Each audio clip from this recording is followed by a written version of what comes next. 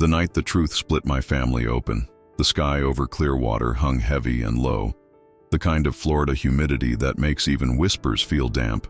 I remember the clink of ice in a sweating glass, the smell of overcooked onions, and my son's eyes, bright, unfathomable, when he thought I wasn't watching. I always thought betrayal would announce itself like thunder. Turns out it moves like a shadow, slides into ordinary moments, and sits at your dinner table wearing a smile. I was halfway through a forkful of meatloaf when Mason said it. "Dad, we need another $2,000 this month." He didn't slam his fist. He didn't make a scene. He just reached across the table for the pepper and tipped my glass of sweet tea with his wrist. Amber droplets skittered across the varnish, rolling into the groove where the table leaf meets the frame. The mess looked like something fixable. The mess in his voice didn't. Arya dabbed at the spill with a dish towel, eyes rimmed in charcoal that had smudged under the summer heat. She wore the silver bracelet I gave her last Christmas, the one she'd cried over in my kitchen. Tonight it bit into her wrist as she gripped the towel, tight and desperate. "We'll pay you back as soon as things even out," she said. It wasn't the first time I'd heard that sentence. It was just the first time the words scraped bone on the way in. "You're 29, Mace." My voice surprised me. Not angry, just tired. The kind of tired you get from lifting the same bag of concrete 1,000 times. "You told me last month was the last month." "That was before the car thing," he said, too fast, "and the rent hike. And before the wedding venue," I said, setting my fork down. "Before the deposit on the Dunn's Creek condo you never moved into. Before the urgent care bills. Before I cashed out my offshore boat to float you because this time is different." His jaw flexed, that same pulsing muscle I used to kiss when he was a week old and screamed in the night. The sound of the ceiling fan filled the silence, a steady, circular thrum. Arya kept wiping although the tea had long been mopped. "If your mother were here," he started. "Don't," I said. The name lodged between us without being spoken. Lauren. The way she said my name like it had room to grow. Arya's chair scraped back. "I'm going to take a shower," she whispered to nobody in particular, slipping down the hallway to the bedroom they shared. Mason stayed, his elbows on the table, palms pressed together like a boy saying grace. "Dad, I swear, I just need a little more runway. I've got interviews this week, IT stuff, real companies." "You have a degree," I said. "You have 2 hands. You have a healthy brain. You have a wife. You have a roof over your head. You don't have me as your ATM anymore." His eyes flashed, then cooled. In that cooling, I felt my heart drop through the floorboards. He stood, chair legs catching on grout. "You're selfish," he said, and it didn't come out like anger. It came out like fact. Mom would have understood. He left the table without touching his plate. The meatloaf steam drifted sideways, the way heat does when a storm's forming 6 counties over. I stared at the spot where the glass ring had been on the table, a faint circle like a ghost of something that used to be. I rinsed the plates because hands need tasks when hearts are useless. The sink water ran hot, burning the skin between my thumb and forefinger. In the garage, the smell of sawdust and motor oil steadied me. I turned on the radio and let a baseball game fill the space. The Rays were losing. "Figures," I muttered. On the workbench, a stack of paper from the last 2 years. Car repairs, that walk-in clinic in Largo, receipts from the Museum of Fine Arts where we booked their courtyard because Arya wanted string lights and night-blooming jasmine. The check I wrote for that wedding felt like a good hurt at the time, the way a long run feels in your legs. "It's just money," Lauren used to say, "not oxygen." She also used to say, "Don't confuse love with rescue." I'd heard that one less clearly, apparently. In a cigar box, rubber-banded, were contracts I shouldn't have co-signed, personal loans, credit cards with tempting fruit names, 6-figure balances if you squinted, 40-something if you counted honestly. My name at the bottom of each, inked in a workshop where I thought fixing things was my whole purpose. I didn't sleep much. The house told me the time, the neighbor's sprinklers at 5, Mr. Ruiz walking his pug at 5:30, the first distant boat motor out on the intracoastal at 6. By 6:15, my coffee maker coughed to life, steam fogging my glasses. The sun crept in sideways, gilding the tiny dent in the refrigerator where Mason had rammed a skateboard at 12. Good memory crowding out the bad. It's funny what the light chooses. At 7 on the dot, Mason padded in, bare feet slapping tile. "Morning," he said. No drama left from last night, just a fresh, neutral tone like we'd switched out the batteries on whatever powered him. "Coffee?" I asked. "Please." He took his mug to the table and stared into it like there were answers swirling in the brown. Arya came in a minute later, hair damp, smelling like coconut shampoo and something floral. Maybe that drugstore perfume she liked because it reminded her of her grandmother's yard in Apopka. She had on mascara again. That told me a kind of hope was intact. "I got a call," he said, and for a second my chest did something foolish and soft. Cobalt Harbor Systems, Tampa, Senior Support Consultant. Remote first 3 months, then hybrid, 68 to start, health, dental, 401k, match. He had the edges, the specifics, the kind of detail liars always make sure to include. He had hope in his voice too. My shoulders uncurled. "That's good news, Mace," we thought. Arya rushed in with the kind of optimism that's half buoy and half anchor. "We thought maybe we could celebrate tonight. Nothing big, just something nice." "Burgers," I said, because the grill always made hard days feel like they made sense. "Corn on the cob. I'll pick up buns after work." He moved around the kitchen with that old kid energy, opening and closing drawers to find the lighter, pawing through the junk bowl for a bottle opener, like he had a beer in his future. "They want me to start Monday," he said, eyes wide. "It's a lot. I'm excited." I wanted to believe him like I wanted to believe the tide comes back because it loves the shore. I pulled out of the driveway with my travel mug in the cup holder and a list running in my head. Pick up a bag of charcoal from the Publix on Gulf to Bay, swing by the hardware store for those screws the boat lift needed, check the loose soffit above the carport before the next rain. Men like me inventory their usefulness when the emotional math stops adding up. Work is scaffolding, not salvation, but it held me up through the day. I fixed a crown molding in an old bungalow by the hospital, cut a length of trim that fit so perfectly it made me grin, sanded a patch of water damage until it felt like new skin.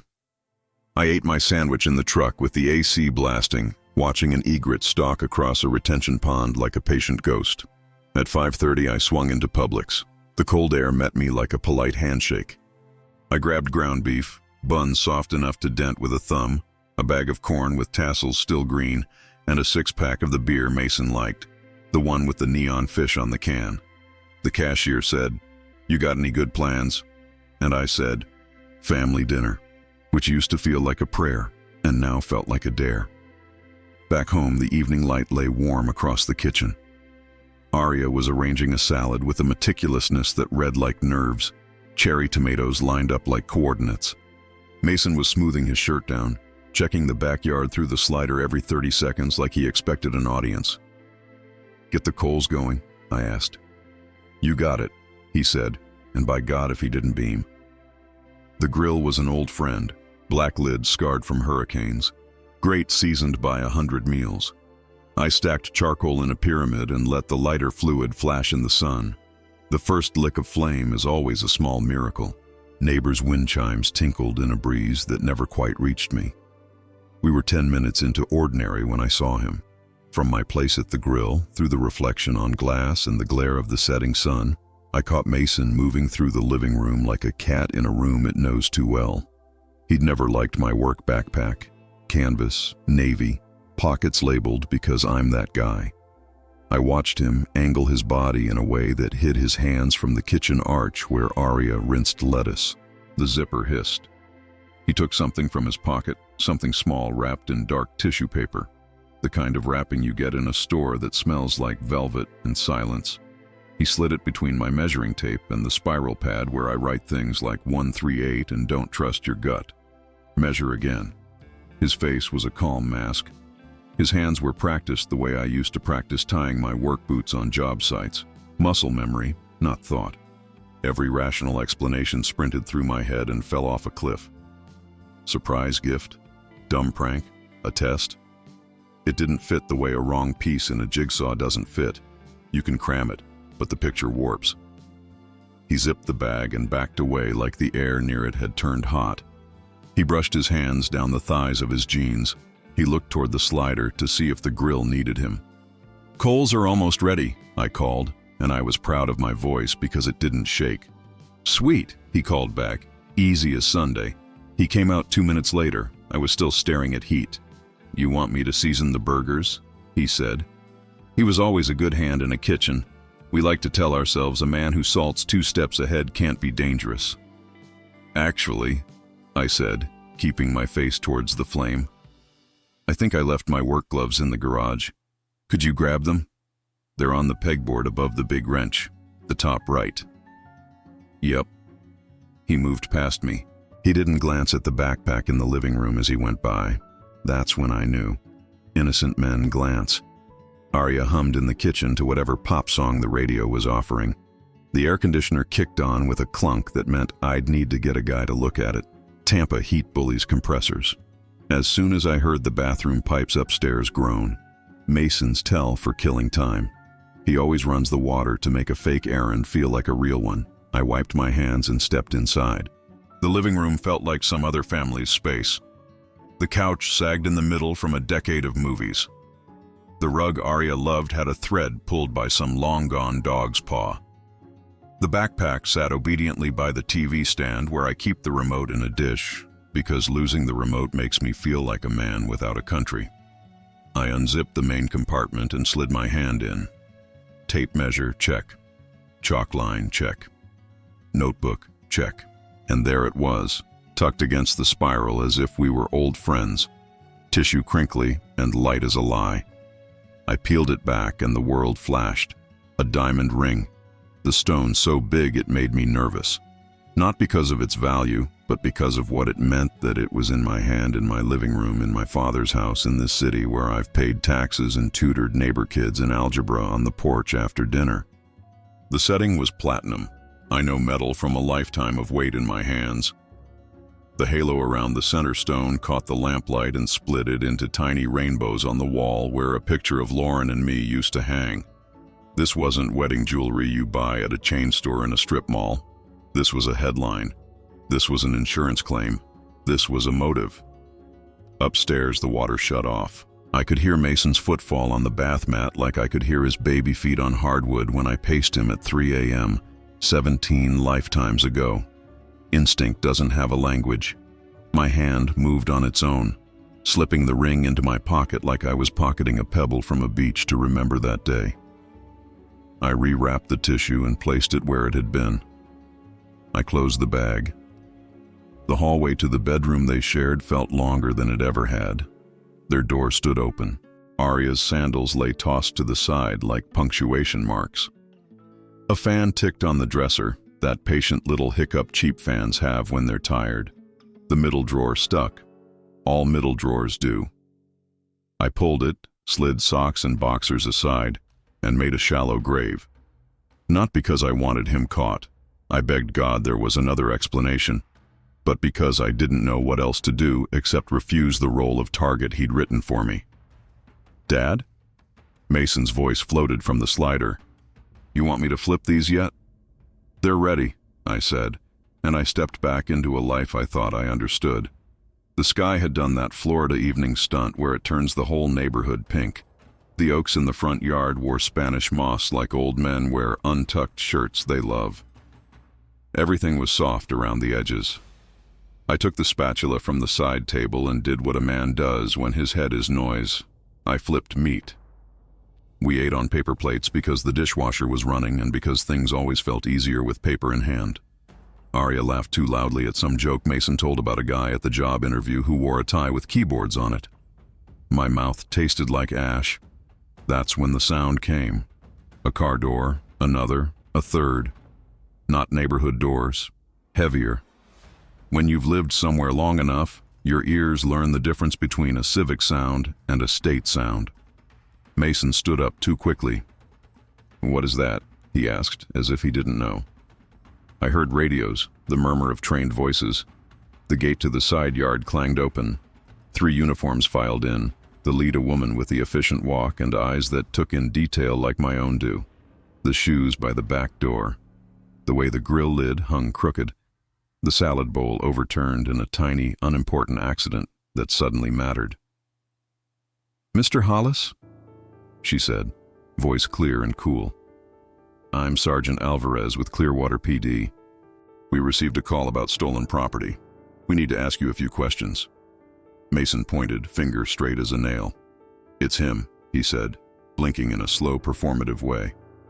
I saw a ring in his backpack.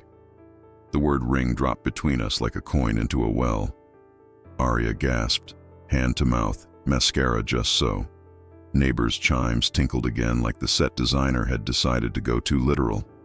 I felt something inside me go quiet, not empty, quiet. "Officer," I said, steady like the legs on a good ladder. "You're welcome to come in." I watched my son's face as we crossed the threshold. Mask on, curtain up. You think you know the people you raise. You think love is an answer. Sometimes love is just a witness.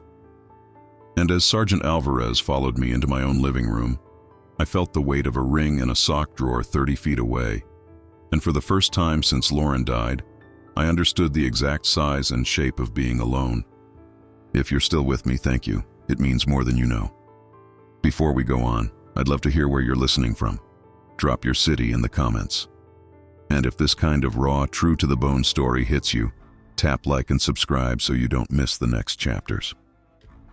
Sergeant Alvarez moved in a way that told me she'd cataloged 1,000 living rooms and 1,000 stories people told inside them. She asked permission before she touched my backpack, and I said yes, because refusing would have been its own confession. Mason stood close enough to her to seem cooperative, and far enough from me to look afraid. Aria hovered near the kitchen doorway, hands clasped under her throat like a girl in a Sunday school painting. "Sir, I'm going to empty the contents of this bag onto the table," Alvarez said. "Please keep your hands visible." "I built this table," I heard myself say. Stupid detail, but the sentence came out of its own accord. Her eyes flicked to the dovetail joints like she understood that a man reveals himself in his corners. She unzipped the compartments with the patience of a person who knows panic lives in haste. Out came the tape, chalk line, notebook, the pouch where I keep bits and hardware. She shook the bag upside down. She pressed on the lining like she was looking for a false bottom. There was nothing to find. Mason's smile cracked like lake ice in January. "It was there," he said, syllables too tight. "In the front pocket. Maybe he moved it." "I haven't touched my bag since lunch," I said, and even to myself my voice sounded like hardpan. Dry, flat, not offering much. Alvarez looked at me the way good people look at bridges, assessing load-bearing honesty. "Mr. Hollis, is there anything else in the house we should know about?" There is always something else in a house. A sock drawer, a wedding dress sealed in plastic, a ring that could change the shape of a man's life. I felt the room tip. "Check the bedroom," I said, and my son turned on me like a storm. You can't." He stammered, not like a guilty man, but like a child who found the board game rule had changed mid-turn.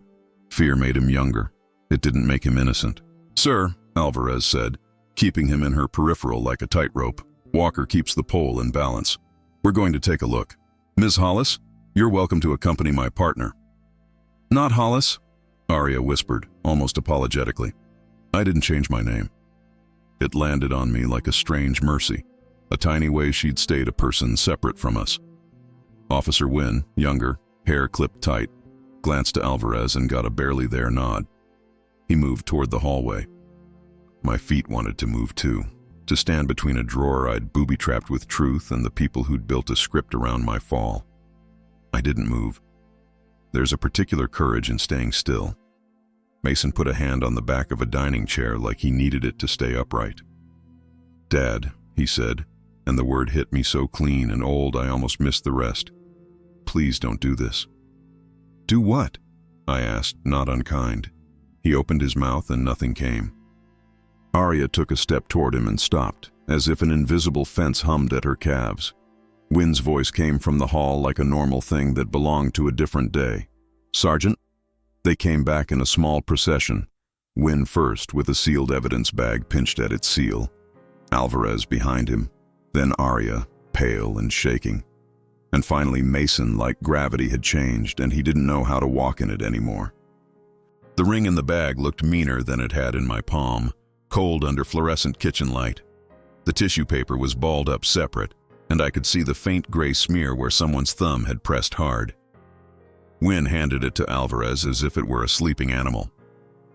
"Mason Hollis," Alvarez said softly, the way you say someone's name at a bedside. "You're under arrest for filing a false police report and possession of stolen property." "What?" Arya gasped, eyes snapping to me, then to him, then to the floor as if the tile might rearrange into mercy. Mason made a sound I'd last heard when he broke his collarbone cliff-diving off the Weeki-Wachi rope swing at 16. Not pain exactly, but the sound the body makes when it remembers it can be broken. "They'll be wrong," he sputtered, words bleeding together. "They'll test. They'll figure out. Dad put it. Dad." Alvarez read him his rights. The words slid around us like rain through a screen door. Part of the room, part of the weather. Inescapable. She stepped toward him with cuffs in her hand, and for a second the present overlapped with 100 pasts. Him in footy pajamas, him in a graduation robe, him on my roof with a stapler helping me tack down tear paper before a hurricane, us laughing because we were both sunburned and dumb and proud.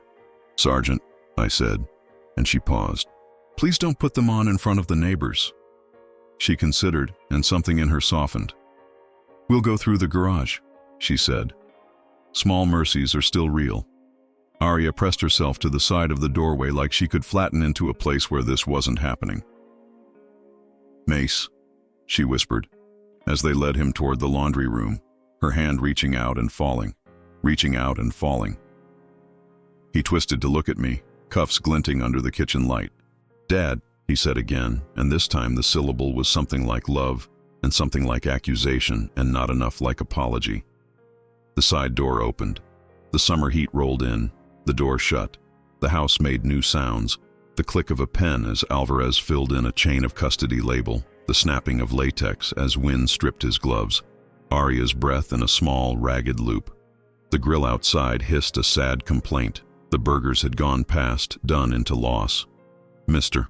Hollis," Alvarez said, business returning to her posture like a coat shrugged back on. "We'll need a statement." I sat at my own table, my hands where she could see them, and told a truth I didn't want to own. I told her about the tissue paper. I told her about the ring. I told her that I moved it because something in me knew the story was wrong, even if I couldn't articulate the script. I told her I wasn't proud of that. I told her I was glad for it. Wynne took photographs of the backpack, of the drawer, of my living room where a throw pillow in the shape of Florida grinned from the couch like a taunt. "Do you know where the ring came from?" he asked. "No," I said, "but I can guess there's a jewelry store manager who does." Alvarez slid me a card with a case number written in neat pen. "Detective Rangel will be in touch," she said. "Get some sleep if you can. Don't talk to anyone who isn't us without a lawyer." When they left, the house sat back down around me. The AC cycled on. Somewhere across the street, someone started a lawnmower because nothing in this city stops because your life did. Arya stood in the middle of the kitchen like a person who's walked into a room and forgotten why. Mascara webbed under her lashes. Her voice, when it came, was small. "I told him it was a bad idea," she said. "You knew," I said, and the words didn't rise. They settled, heavy. "I didn't know he'd call the police," she said quickly, then slower. "I didn't know he would do that to you. I thought he was going to pawn it himself. He told me it was clean. He told me—" She stopped. "What did he owe?" I asked. She shut her eyes. Too much. When she opened them, they were older. Can I sleep here tonight? There is a kind of love that is water. There is a kind of love that is a lock. I wanted to be the first. I could only be the second. You can take the couch, I said. Tomorrow we figure out what next even means.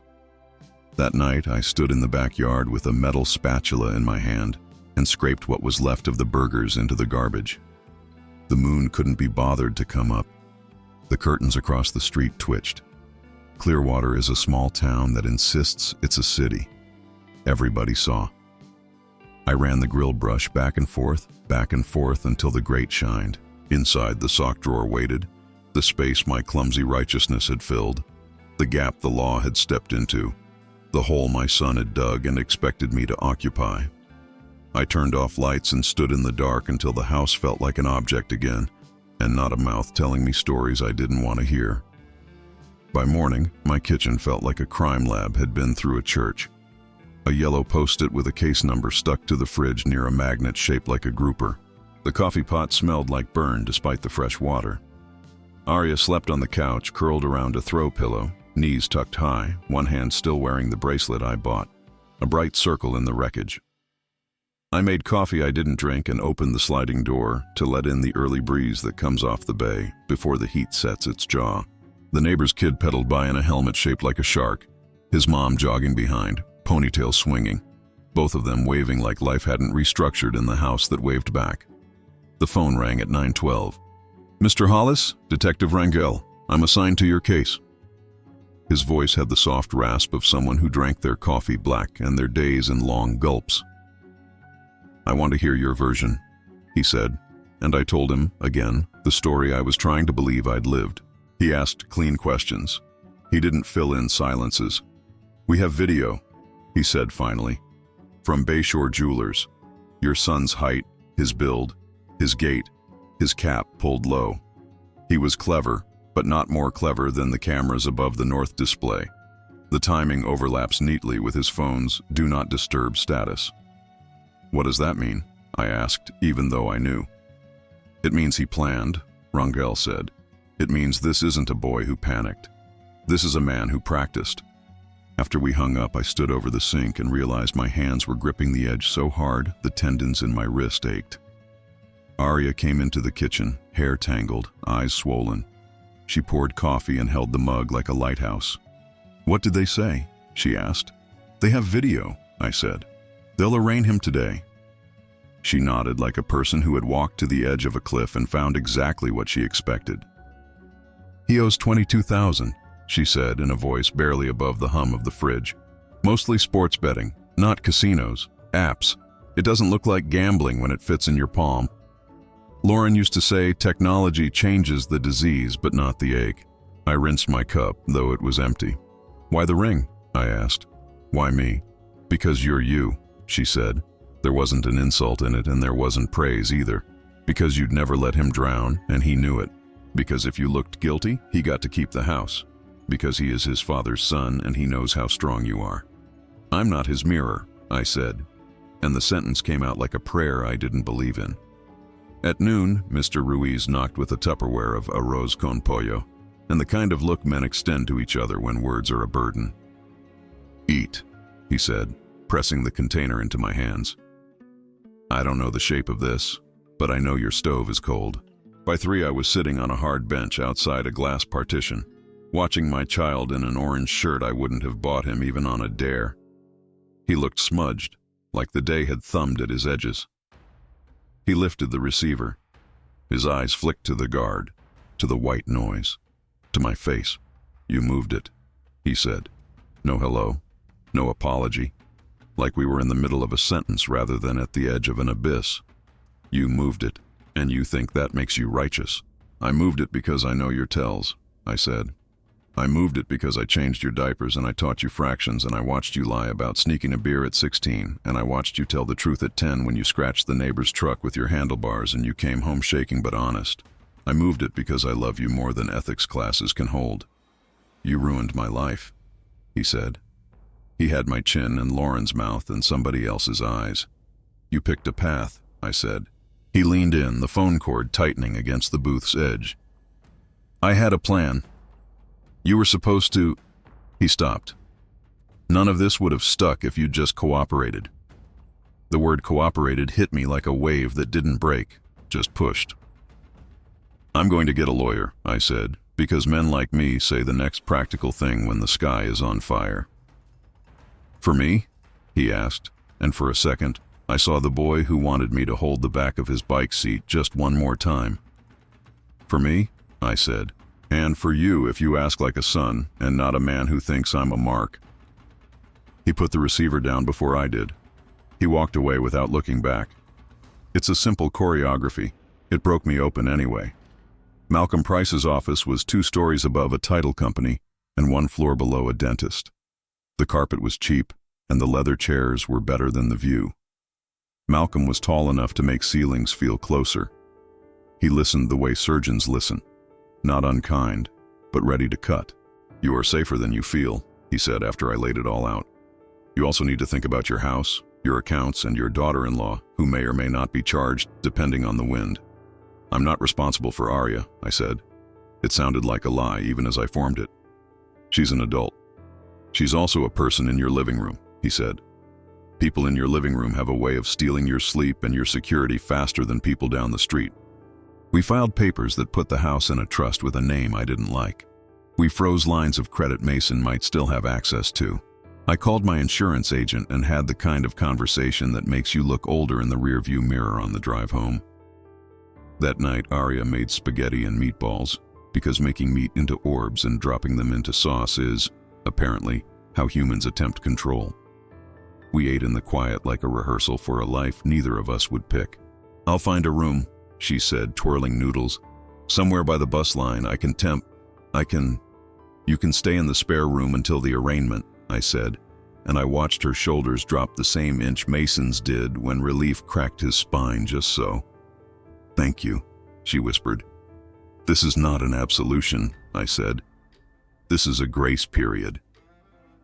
I called Lauren's sister in Georgia after dinner and told her words I'd kept out of the family group texts. "Oh, Nate," she said. And then there wasn't much more. Sometimes the sound of a person saying your name is the whole treatment. Sleep came in shards. I woke at 3 to the sound of water in the walls. Some neighbor's shower, some pipe cooling in a crawl space. Some memory of a house we used to live in where the upstairs bath sang the same note when the hot ran. I lay there and thought about forgiveness like a plank you have to cross while the rope bridge sags and the ravine yawns. I thought about men in orange and the boys they used to be. I thought about the word father like it was an occupation you could retire from. The morning brought legal calendars and dates and the indignity of going through my son's belongings for anything that might help and finding only old ticket stubs and 1 photograph of Lauren holding him the day we brought him home, her hair sweaty at the temples, her eyes so bright I had to sit down on the floor and breathe. The day after that, I pulled the for sale sign from the rafters in the garage where I'd stashed it when the market was bad. The neighborhood had changed over 2 decades from sleepy to aspirational. A young couple with a stroller and a dog that looked like a question mark slowed when they saw me carrying the sign to the front yard. "You moving?" the guy asked, hopeful. "Eventually," I said. "A few things first." He nodded like a person who understands that paperwork and grief have different calendars. At night, I stood at the edge of the bay where the public dock dips into water that remembers winter even in August. I watched lights move across the causeway and thought about West. Not because West is better, because it isn't here. The courthouse in Clearwater is a building that pretends it isn't sad. Marble floors, brass elevator plates, a painting of pelicans flying over a bay so blue it looks like a lie. Everyone whispers in a courthouse even when they don't need to. Grief recognizes echo. I wore the suit I keep for weddings and funerals and tax audits. Arya wore black pants and a white blouse and a look that tried for competent and almost nailed surviving. Malcolm met us by the metal detectors and said, "Don't look at your son until you have to." The hearing took 12 minutes and 70 years. They called his name like they were reading the weather. He shuffled in with a line of men in County Orange, and I tried not to inventory them, to avoid sorting into piles of someone's boy and someone's storm. He looked smaller than the last time, as if the fluorescent lights had sanded him down. "Do you understand the charges?" the judge asked. His voice made private school teachers and politicians feel calm, I bet. "Yes, Your Honor," Mason said. His voice was a safer version of mine. It hurt. Bail denied, given the footage and the risk. Malcolm squeezed my shoulder, a pilot saying the bump is normal. The public defender said words like mitigation and treatment options and first offense. The prosecutor said words like premeditated and community safety and significant loss. When it was over, Mason turned like a magnet toward the back where I sat. Our eyes crashed. There was something in his expression I couldn't translate. I have translated many expressions in that face. Exhaustion at 3 months, triumph at 8 when he finally swam underwater, lust, shame, hunger. This one was new. It might have been the first grow of remorse. It might have been anger learning to wear a tie. Outside, the heat slapped me. Arya lit a cigarette and then put it out without taking a drag. "I don't even smoke," she said, shaky laughing, which is a sound humans make when the world doesn't have a drawer for what you're holding. "Go home," Malcolm said. "Pack. You've got 30 days before he's transferred. Use them."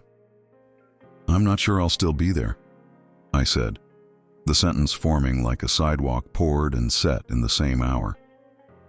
"You moving?" he asked. "I'm leaving," I said. And the difference mattered. That afternoon, I drove to Dunedin Causeway and sat with my feet in the sand while retired men in sun hats shook bait into the shallows and teenagers screeched as stingrays ghosted near their ankles. Lauren and I used to bring Mason here in a stroller and park under the same gnarled palm, the one that lists toward the water like someone caught mid-fall and stayed. She'd pass him to me so she could go wade, lifting her skirt, laughing when the water shocked her thighs. I watched the horizon go gray and thought about Santa Fe, or Spokane, or a small apartment in Seattle on a street where it always smells like rain and coffee. I went home and opened a closet that could have been a time capsule. Lauren's scarf still smelled like her if I pressed my face into it hard enough and suspended what I knew about molecules. I packed a box labeled Keep and a box labeled Let Go and a box labeled Maybe, which became 2 boxes and then 5. Around 10, Arya knocked on the bedroom door, not like a partner or a child, but like a neighbor caught in a hurricane. "Can I ask you something?" she said. "Yes," I said. I did not say, "I don't know." "Do you hate me?" she asked. "I hate what you did," I said. "I hate that you went along with something that used my love as a lever. I hate how much I miss the people I thought you were." She nodded, and I watched understanding land and then resist like a bird sings and then stops mid-note to listen. "I loved him," she said. "I think I still do. But I think what I loved was the story." "We all do," I said. "We all worship the stories we wrote and ignore the edits the world suggests." "You talk like a pastor sometimes," she said. "I talk like a man who used to believe everything could be sanded smooth," I said. "Turns out some wood has knots you work with or you burn." She made a small sound. Laughter, maybe, or agreement, or both. "I'll be gone by Friday," she said. "My cousin in Seminole has a sofa." "You don't owe me updates," I said, and I meant it as kindness, not dismissal. "Thank you," she said, and when she closed the door, the house did something I hadn't felt in months. It breathed. The day Arya left, the sky finally broke open over the Gulf and hammered the neighborhood like penance. Car alarms went off and then lost interest. The gutters were overwhelmed in 10 minutes and then worked it out like grown-ups. She hugged me in the doorway and I felt her spine through the thin cotton of her shirt. "I'm sorry," she said into my shoulder. "Not because I got caught, because I didn't stop him." "I know," I said, and whether I knew fact or feeling didn't matter. After she went, I called Donna from down the block, the neighbor I loaned my ladder to, the one who brought brownies when Lauren died and sat in my kitchen until midnight, telling me stories about her divorce that weren't about me but saved me anyway. Donna is a nurse.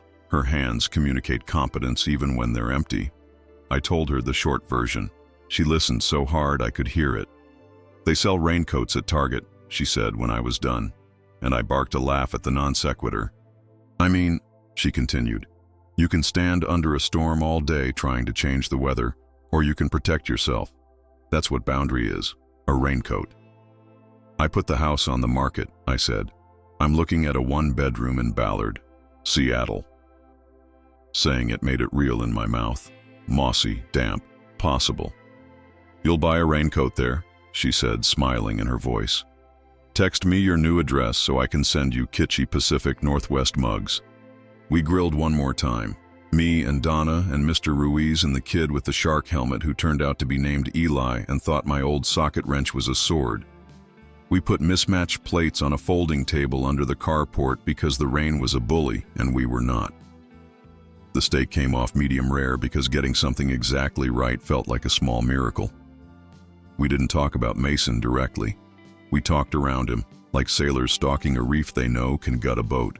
The next morning, Detective Rangel called with a calm I liked. "Your son took a plea," he said. "Possession, theft, filing a false report. Down from armed robbery, no weapon recovered. He'll do time." "How much?" I asked and braced for a number. 3 to 5 with good behavior, he said. "He'll be in county until transfer." I thanked him, a weird thing to do to the man who had made my boy's cage official. After we hung up, I sat at the kitchen table and wrote a letter. It took 3 tries to get the first line right because the first line is a promise. I settled on, "I am writing because I am your father, and because not writing would be an unkindness to both of us." I did not tell him I forgave him. I did not tell him I didn't. I told him the things I could tell, that I remember his asthma when he was 6 and the way he learned to pace his breath, that pacing works for grief, that I would be in Seattle for a while, that he could write, that I would write back if what he sent looked like truth and not performance. I mailed the letter at the little post office near the marina where the clerk knows me as the guy who buys stamps with birds. The flag on the USPS box flipped down with the weight of my envelope like a seal closing. I cleaned out the garage because packing is the religion of men who don't know what else to pray. I found a broken kite, a milk crate of old CDs, a pair of small rollerblades that still had a sticker with a dinosaur on the ankle. I sat on a paint bucket and cupped the rollerblades in my palm like a broken bird. Then I put them in the keep box, and I did not care if that was rational. When the house went on Zillow, strangers peered into my life through their phones and decided where their couch might go. A couple came to a showing and stood in my bedroom whispering. I went outside and trimmed the hibiscus even though it didn't need it. The hibiscus did not care that my son was in jail. The hibiscus cared about water and light. There's a lesson in that. On move day, the sky was a good blue.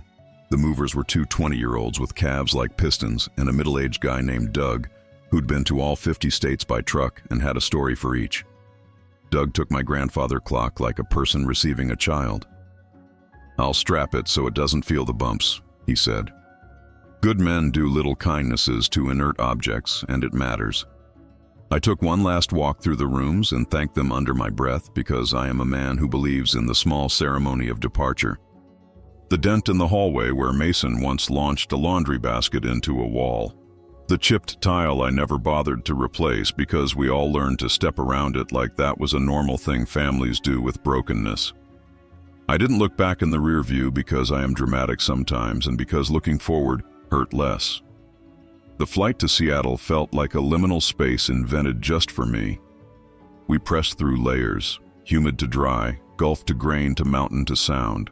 On descent, the plane tipped, and there it was. A city folded between water and green, like someone tucked it in with a moss blanket. At baggage claim, a man with a guitar case sang into an echo that didn't mind him. The apartment in Ballard was small, and it was enough. A narrow galley kitchen that begged to be cooked in, a window that looked toward the canal where boats moved like old men who remembered dancing, a bedroom that took a bed and a lamp and a breath and nothing else. I bought a raincoat. I bought 2 mugs with a cartoon salmon on them. I put Lauren's scarf in a drawer and didn't press my face into it for a whole week. On the second Sunday, I found a woodworking co-op under the Ballard Bridge. The place smelled like sap and ambition. A woman named Kenzie with a sleeve of fern tattoos signed me up for a monthly membership and showed me the lathe like she was introducing me to a friend. "What do you make?" she asked. "Right now? A life," I said, and she grinned like a person who had learned the same trick. I turned a bowl out of maple. The curls of wood fell around my boots like a golden snow. My hands remembered how to guide a chisel. My chest remembered how to be full without breaking. At the end, I held the bowl and didn't think about what it could hold. I thought about the fact of it. I thought about roundness. I thought about something that starts square and becomes soft. Loneliness in a new city doesn't announce itself. It arrives folded into triumph. It rides under your first successes like a stowaway and sleeps by your door until you say its name. I joined a volunteer crew at the Ballard Locks because gates and water make sense to me. We cleaned debris. We taught tourists how salmon ladders work. We pointed at ships and pretended we understood everything that moved. The sound talked in a language I didn't speak yet but could hum along to. Evenings, I walked Market Street and bought fruit like a person in a movie who has made peace with his life. Blueberries, peaches, apples that snap back at you. I drank coffee that wrote poems on my tongue. I could be anyone here, which sounds like freedom until it doesn't. Mason wrote twice. The first letter was a performance piece. Scripture quotes without context. A quote from a podcast he'd copied like a bandage. And exactly 2 lines that felt like him. I dream I'm walking down our hallway and everything is the same until I get to your door and it's locked. The second letter was worse for honesty. He wrote about commissary ramen. He wrote about a guy named Jasper who ran a market on the tier. He wrote please as if it were meat. Please write. Please forgive me. Please send a picture of the dock. I sent a photo of the Ballard Bridge instead, and a third letter that said what I could say. I am making a bowl. It is not a metaphor, except when it is. At the co-op, Kenzie introduced me to her friend Theo, a retired ferry mechanic with hands like maps. We argued about the best finish for Cherry while the rain did its thing outside with style. He said, "You've got a steady hand." And I said, "For everything but suns." He nodded in a way that meant, "Me too," though he didn't say it. Men of a certain age accumulate unsolved suns the way boats accumulate barnacles. We carry them, and sometimes we drag. On a Tuesday, I took the bus to a prison north of the city because a letter came that felt like it sat sorry right for once. I wore my good boots. I pushed quarters into a locker for my belt. I sat under fluorescent and waited with mothers who had braided hair by candlelight and girlfriends who had perfected a face the world couldn't puncture. We didn't touch. We spoke through glass again. His hair had grown in awkward. He'd found that nervous jawline shave and stuck with it. "You look good," he said, meaning not sick, not broken. "You look alive," I said, meaning the bar is low here and you cleared it. He told me about a class he was taking in small engine repair. He told me about a guard who liked the Rays and would talk scores if you asked right between chores. He told me about a guy who'd been inside so long he didn't remember how to pump gas when he got out last time and how that small thing had sent him spinning back to what he knew. "I'm not that guy," Mason said, defiance like a match, quick and hot. "I can come back." "You have to want to come back to a real place," I said, "not a story." "I want to come back to you," he said. I don't know. To the sound of the AC clicking on in August. To spaghetti. The house is gone, I said, not unkind. The AC is someone else's. The spaghetti's the same wherever you boil it, if the hands are right. He stared at me like I'd drawn a map in a language he'd almost learned. "Can I come to Seattle?" he asked. "Someday," I said, because never is too hard and soon is a lie. A setback arrived, polite as a bill. I got a call from an unknown number on a Thursday when the sky pretended it was November despite July's reality. "Mr. Hollis, this is Officer Jordan at Monroe. Your son got into a fight." My throat did the old dance. "Is he okay?" "He's fine," Jordan said. "Stitches. He didn't start it. He didn't not start it. It happens." I stood by my window and watched a tugboat nudge a barge under the bridge like a father doing the world's oldest choreography with a stubborn child. I didn't write for a week. Not as punishment, as breath. When I did write, I said, I heard, "You are not what you do on your worst day. You are not just a collection of worst days. I am not either. Make better days." That's how we both get out. Donna sent me a package, a ridiculous umbrella with a painted sky on the underside. So when you look up, you see blue instead of rain. "Carry your weather," her note said, "or at least trick yourself." I walked Ballard with that umbrella and laughed at myself out loud like a man who has learned that humility can be purchased for $14.99. I built a bench at the co-op and left it there. I didn't put my name on it. People sat on it anyway. That felt correct. Kenzie invited me to a Sunday potluck with her crew. Painters, a barista who made latte art that looked like topographical maps, a teacher who kept bees on her roof. I brought coleslaw the Southern way because my mother taught me, and because the world narrows when you forget your recipes. There was a man there named Victor who grew dahlias with the seriousness of a monk. He asked me about my work with a kind curiosity, not the "what do you do for a living" checklist that cities love. I told him what I made. I did not tell him why I moved until he asked in the way brave people ask. Open palm, not pry bar. "My son is in prison," I said. His eyes did not shift. He didn't cast about for exits. "I'm sorry," he said. "That's a hard sentence in a mouth." We ate baked beans. We talked about wood grain. We stood at the sink and washed dishes side by side and didn't say anything, and it was enough. Mason wrote again. The letter was short. No scripture, no podcast. He said he'd fixed a lawnmower in class, and the teacher said he had a feel for timing. He said he had bad dreams less. He asked what the sound smells like in January. "Like metal and forgiveness," I wrote back. I visited again. We talked about mundane small weather inside that big storm. He asked me what was harder, building a table or rebuilding a life. "The table," I said. "At least you know when it wobbles." He laughed, real, and for 3 seconds, he was 8 years old in the back of the truck, pointing at clouds that looked like dragons and begging me to go through the Wendy's drive-thru. Flashback came for me at the co-op one afternoon when a young dad brought his kid in to show him the lathe. The boy's hands, sticky with donut glaze, reached toward the spinning wood, and the dad caught him quick, gentle, not panicked, just present. It hit me in the gut the way smells can drag you under. I remembered a day when Mason was 5 and I screamed at him for touching my chisels because I'd had a week that felt like nothing belonged to me, and I took that out on the only person in my house who couldn't answer back. He'd cried quietly, the kind that makes you want to open your ribcage and put him inside so he'll be safe forever.